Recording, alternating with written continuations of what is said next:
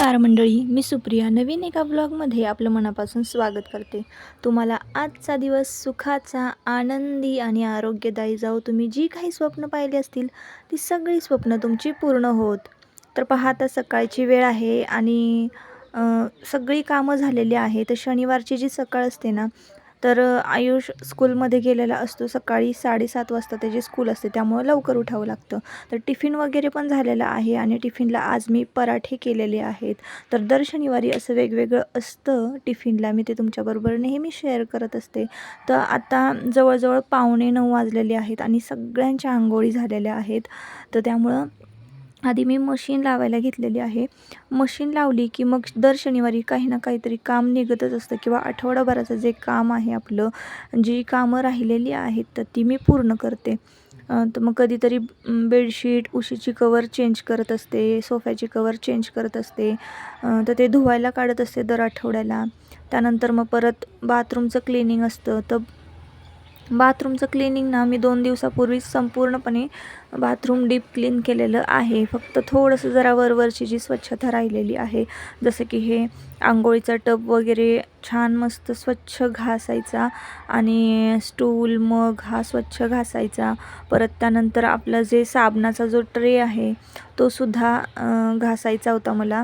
तर हे जी भांडी आहेत, जास्त भांडी मी बाथरूममध्ये ठेवत नाही किंवा जास्त पसारा असा मी बाथरूममध्ये ठेवत नाही. बाथरूम अगदी मोकळं असतं आमचं. पण टब, मग आणि स्टूल एवढं जे आहे बाथरूममध्ये ना, तर ते खराब होतं. मग आठवड्यातनं 2दा तरी घासावंच लागतं. शक्यतो रोज घासावंच, पण आठवड्यातनं मला 2दा वेळ मिळत असतो किंवा मला जसा वेळ मिळेल तसं मी करत असते. पण शक्यतो जर नाहीच वेळ मिळाला तर शनिवारी मी ही कामं आवर्जून करत असते. तर नळ वगैरे घासणं, कारण नळ घासल्यानंतर सुद्धा खूप छान चकाचक दिसतो. तर खरं तर ह्याचं ना प्लॅनिंग असं व्यवस्थित करायला पाहिजे प्रत्येक कामांचं. तर आता ते मी कसं करते, काय करते, तुम्हाला एखाद्या दिवशी असा छान सविस्तर व्हिडिओ मी बनवेन आणि मग तुम्हाला कळेलच की मी आठवडाभराची कुठली कामं करते, क्लिनिंगची कामं कुठली करते आणि जे काही आठवडाभराचं मेल प्लॅनिंग आहे किंवा इतर काही गोष्टी मला तुमच्याबरोबर शेअर करायच्या होत्याच. पण आता नवरात्र चालू झालेली आहे, तर करायचीच होती मला हे सगळे व्हिडिओ, पण काय, नवरात्र सुरू झाली आणि त्यामुळं मग जरा इकडं फिर तिकडं फिर, मग असे दिवस गेले. तर पहा, आता इथे बाथरूम स्वच्छ केल्यानंतर मी लगेचच देवांशला अंघोळ घालून घेतलेली आहे आणि देवांशसुद्धा छान चकचकीत फ्रेश झालेला आहे. त्याला शनिवार रविवारी सुट्टी असते, पण सुट्टी असली की त्याला जीन्स घालायलाच खूप आवडते. रोज जीन्स घालतो तो त्याला. तर आता छान तयार केलेलं आहे आणि नाश्त्याची फक्त आम्ही राहिलेलो आहोत, बाकी सगळे झालेले आहेत. आई, पप्पा आणि मी नाश्त्याचे राहिलेलो आहोत. नाश्ता करायचा आहे आम्हाला आत्ता. तर आधी मुलांना छान फ्रेश केल्याशिवाय, छान तेल पावडर लावल्याशिवाय मला तर चैनच पडत नाही. अंघोळ झाली की मुलांनी कसं मस्त असं चकचकीत दिसायला हवं. म्हणजे कोणी जरी मुलांना जवळ घेतलं किंवा मुलांची पापी घेतली ना, तर मस्त असं छान सुगंध यायला हवा. तर मस्तपैकी बघा असं चोपडून पावडर वगैरे लावते मी लहानपणापासूनच. म्हणजे देवांश किंवा आयुष लहान असल्यापासूनच मला छान काजळ, टिकली, पावडर करण्याची ना सवय आहे. आपण जसं नेहमी आपलं स्किन केअर रुटीन ठेवतो अंघोळ झाल्यानंतर, तसंच मुलांनासुद्धा फ्रेश करणं गरजेचं आहे. आता मी तुमच्याबरोबर बघा आलू पराठ्याची रेसिपी शेअर करते. तर पहा, 3 बटाटे मी इथे छान उकडून घेतलेले आहेत, सोलून घेतले आणि स्मॅश केलेले आहेत. आता बघा, आपल्याला त्यामध्ये ना कोथिंबीर घालायची आहे, बारीक कट केलेला कांदा यामध्ये घालायचा आहे. त्यानंतर आपल्याला थोडीशी हळद पावडर घालायची आहे, लाल तिखट घालायचं आहे, मीठ घालायचं आहे आणि चाट मसाला घालायचा आहे. तर पहा, ही सगळी जी जिन्नस आहेत ती एकत्र करून घ्यायची आणि आपण जसं गव्हाचं पीठ मळतो ना, तसंच आपल्याला हे छान मळून घ्यायचं आहे, बटाट्याचं जे सारण आहे ते. तर खूप सोपी रेसिपी आहे. तुमच्याकडे जर कस्तुरी मेथी असेल तर तुम्ही थोडीशी यामध्ये ॲड करा. माझ्याकडे नाही. जेवढं घरात असतं तेवढ्यामध्येच मी एखादा पदार्थ छान पद्धतीनं करते आणि तो सगळ्यांना आवडतो. आता बघा, अ, आपण जशी पुरणपोळी भरतो, पुरणपोळीचा उंडा जसा भरतो, तसंच आपल्याला हा या बटाट्याचं सारण यामध्ये घालून असा उंडा भरून घ्यायचा आहे आणि छान त्याचा उंडा करून त्याला पिठामध्ये घोळून घ्यायचं आहे आणि मस्त अशी पोळी लाटायची आहे त्याची. तर 2 पद्धती आहे यामध्ये. कोणी पोळी लाटून त्यावर सारण भरतं, तर कोणी मग असं पुरणपोळीप्रमाणे सारण भरून लाटतं. तर पहा मी जरा मोठे पराठे लाटते, कारण आमच्यात म्हणजे मला सवयच आहे मोठ्या पोळ्या किंवा मोठे पराठे, मोठ्या भाकरी. तर साईज जर आमची मोठीच असते प्रत्येक पोळीची किंवा भाकरीची, पराठ्याची किंवा थालीपीठ, दशमी याची साईज ना मोठी असते. तर पराठासुद्धा मस्त असा तवाभर झालेला आहे, छान पातळ आणि खायलासुद्धा एकदम मस्त टेस्टी लागणार आहे. आणि आयुष आला होता मी जेव्हा पराठे लाटत होते तेव्हा स्कूलमधून, तर सांगत होता की मम्मी खूप मस्त पराठे झालेले आहेत आणि सगळे माझ्या फ्रेंड्सनेच खाल्ले, मी फक्त एकच घास त्यामधला खाल्लेला आहे, इतके टेस्टी पराठे झालेले आहेत. तर मग 3च पराठ्यांचं सारण राहिलं होतं. तर मग एक आयुषला, मला आणि देवा तर काही खात नाही, पण तरीसुद्धा देवाला चारायचं मी ठरवलं होतं. त्यानंतर मग आईंनी घुटं लावलं होतं, मग त्यांनी घुटं केलं आणि मग त्यानंतर मग मी तर भाकरी सकाळी टाकूनच ठेवली होती. तर घुटं भाकरी आणि भात त्यांचं त्यांनी खाल्लं आणि आम्ही पराठे खाल्ले. तर असं आमचं शनिवारचं हे जे रुटीन आहे ते असं झालं. मग त्यानंतर पहा थोडंसं तूप घालून मी मुलांना देतेच आणि आम्ही जेवायला बसणार तेवढ्यातच भंगारवाल्याचा आवाज आला. तर शक्यतो शनिवारी ना तुम्ही बरीचशी अशी साफसफाई करताना तर नको असलेले झाडू किंवा नको असलेला जे भंगार आहे, ज्या वस्तू आहेत की ज्या फक्त जागाच खाता आहेत आणि त्याचा वर्षभर काहीही उपयोग झालेला नाही, अशा वस्तू तुम्ही शनिवारच्या दिवशी घरातून काढायला हव्यात. तर मी आता तसंच करायचं ठरवलं. तर भंगारवाल्याला थोडंसं थांबवलं होतं मी, की एक 5-10 मिनटं थांब म्हणून. मग तो थांबला होता आणि चाललं होतं आमचं जेवण. मग जेवण झाल्यानंतर आम्ही लगेचच खाली गेलो. सगळं जे काही भंगार आहे ते जमा केलं आणि मला वाटतंय 2 तरी पोती असतील. तर मग ते जी काही खेळणी, जी काही पुस्तकं किंवा जे तुटके प्लास्टिकच्या खुर्च्या वगैरे आहेत ते सगळं गोळा केलं आणि एकदाचं जे काही असतं की नाही, आपण म्हणतो अलक्ष्मीचा वास असतो यामध्ये, तर मग ते सगळं बाहेर काढलं. आणि त्यानंतर थोडंसं गार्डनचं कामसुद्धा होतं. आत्ता वाजले होते दुपारचे 2. तर गार्डनमध्ये बरीचशी अशी रोपं लावायची होती. रोपं म्हणजे खायच्या पानाचं जे वेल आहे तर त्याची कांडी एका मावशीने दिली होती, तीसुद्धा लावायची होती. तर पहा जे काही भंगार होतं ना शनिवारी असतं ते सगळं भंगार काढून टाकलं घरातलं. छान जागा अशी मोकळी केली. जिन्यामध्ये भरपूर सारं असं भंगार साठून होतं, मुलांची खेळणी, तुटक्या खुर्च्या वगैरे सगळं. तर ते आता काढून टाकलं आणि खाली आले. तर तुम्हाला बघा मी मागे एक ब्लॉग अपलोड केला, तर त्यामध्ये सांगितलं आहे की मानकाई देवीला आपण गेलो होतो. त्या मानकाई देवीच्या मंदिरासमोरच बरोबर मोठा असा तलाव होता कमळाचा.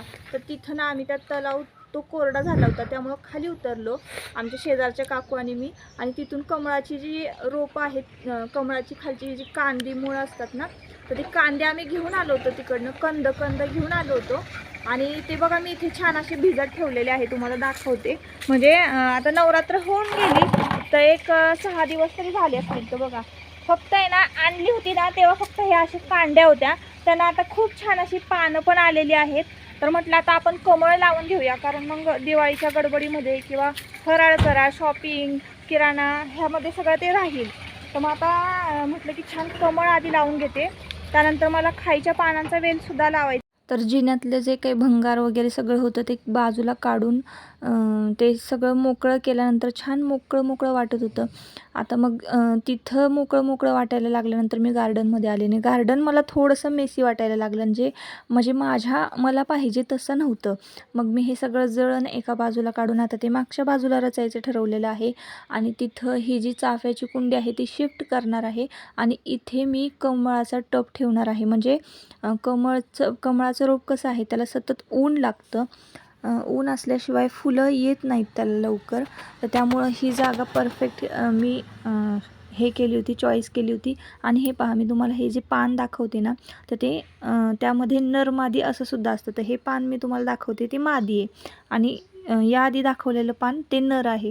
तर ते एका मावशींनी मला याची कांडी दिलेली आहे. तर ती म्हटली की तुमच्याकडे जे पान आहे ना ते नर आहे, तर मी हे जे पान देते ना ते तू लाव, कारण त्याची पानं खूप मोठी असतात आणि पानांमध्ये फरक असतो. जेव्हा आपण पान करायला घेतो खायला, तेव्हा हे जे नर पान आहे ना, ते खाल्ल्यानंतर जरा जीभ जड होते.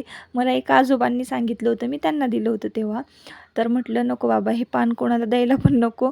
आणि पहा आता मी इथे कमळ लावते आता. तर शेणखत मी आणून ठेवलं होतं आणि हा टब मी चॉईस केलेला आहे. मोठा आहे भरपूर. तुम्हालासुद्धा लावायचं असेल तर असाच मोठा टब घ्या तुम्ही. आणि शेणखत घातलेलं आहे खाली. सर्वात आधी शेणखताचा थर लावलेला आहे, त्यानंतर काळी माती आणि मग त्यानंतर परत एकदा शेणखत आणि मग त्यानंतर परत एकदा काळी माती. तर असं करून मी हे 1 तासभर भिजत ठेवलेलं आहे. लगेचच आपल्याला त्यामध्ये कमळाचं रोप लावायचं नाही आहे. ते जरा थंड होऊ द्यायचं आहे. शेणखत, माती जरा त्याचं टेम्परेचर कमी झाल्यानंतर 1 तासानंतर आपल्याला लावायचं आहे. तर म्हटलं आता वेळ आहे अजून, ते भिजतंय माती आणि शेणखत, तोवर आपण हा पानाचा वेल लावून घेऊया. तर हा पानाचा वेल मी मुद्दाम इथे आंब्याच्या आळ्यामध्ये लावला आहे, कारण मोठा झाल्यानंतर तो छान झाडावर पसरेल त्यामुळे. तर पहा आता आलेली आहे मी खाली आणि 2 तास तरी झाले असतील. 1 तासापेक्षा जास्त 2 तास झाले असतील. तर मग म्हटलं तो टप इथं आणून ठेवूया आणि आता मी कमळ लावते. प्रभु रामाने दर्शन द्यावे, प्रभु रामाने दर्शन द्यावे, घेतो मुखी हरिनाम, हरिनाम, घेतो मुखी हरिनाम, अंतरी माझ्या रात्रंदिन तो, अंतरी माझ्या रात्रंदिन तो, वास करी श्रीराम, श्रीराम, वास करी श्रीराम. तर पहा, हे गाणं मी सकाळी सकाळी ऐकलं होतं आणि आपण जे गाणं सकाळी ऐकतो ना, तर ते सतत आपल्याला गुणगुणावंसं वाटतं. दिवसभर आपल्या तोंडात तेच गाणं असतं. तुम्ही कधीतरी अनुभवलं असेल. तुम्ही जर जाता जाता कुठं एखादं गाणं ऐकलं आणि ते तुम्हाला आवडलं, तुमच्या मनाला स्पर्श केला त्या गाण्याने, की मग तुम्हाला सारखंच ते गुणगुणावंसं वाटतं. असंच काहीसं माझ्याबरोबर झालेलं आहे. तर थोडंसं गुणगुणले मी माझा काही आवाज एवढा छान नाही आहे, पण तरीसुद्धा बिनधास्त गायचं. आपल्याला गावंसं वाटलं ना, कोणाचा विचार नाही करायचा. तर असंच मी काहीसं केलेलं आहे इथे. तर नावं ठेवू नका, देवाचं गाणं आहे. आणि बघा आता मी इथे कमळ लावते. कमळ लावून झालेलं आहे आणि फूल येईल तेव्हा मी तुम्हाला नक्की दाखवीनच. तर आपलं कमळ आता लावून झालेलं आहे.